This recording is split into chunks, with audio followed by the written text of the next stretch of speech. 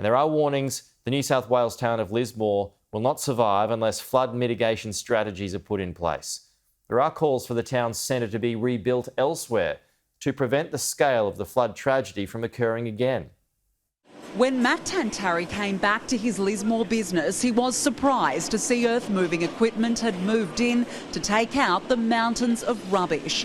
Thousands of dollars of colourful children's play equipment have turned brown from mud.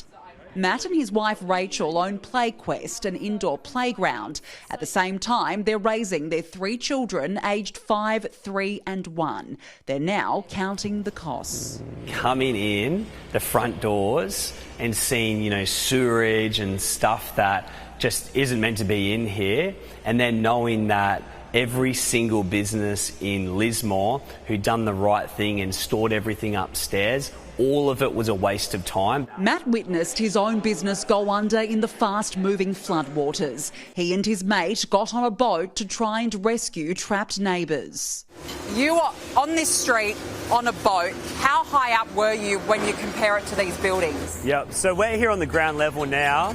Usually a flood would be 1.8, so we're talking up where those windows were. It was flooding through the windows here. The couple is now left with the decision to rebuild or relocate. They were impacted by the Lismore floods 5 years ago, but this time it's different.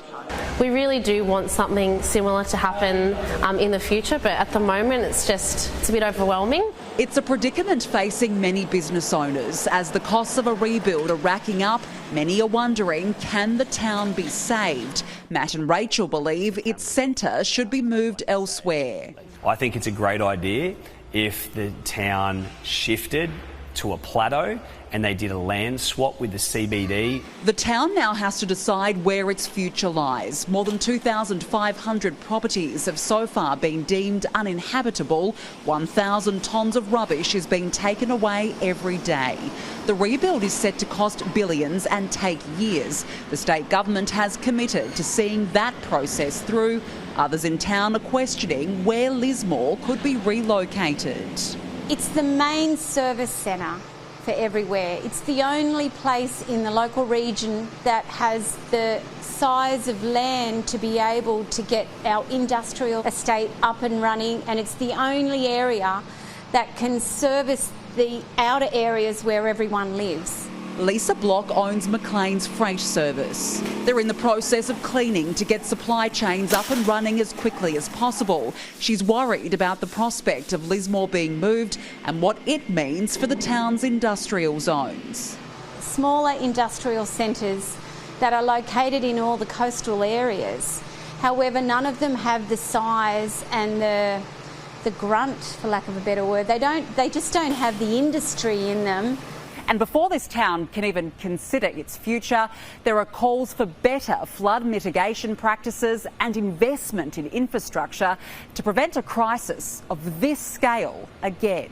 There's a lot of people who are on the negative side about what happens to town. Can it survive? Can it go forward? But I think you'll find the spirit of this place is so strong that there's no doubt it will be rebuilt.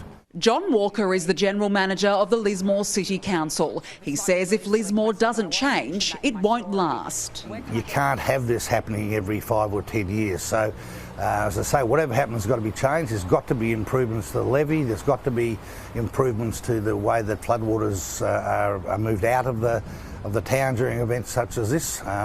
There's got to be a lot of work upstream, so you've got to rethink the way it is. Hundreds of additional Australian Defence Force personnel have arrived in Lismore, bringing in trucks and heavy machinery to assist, but serious problems remain. The town is still struggling with supplies of fresh food and water.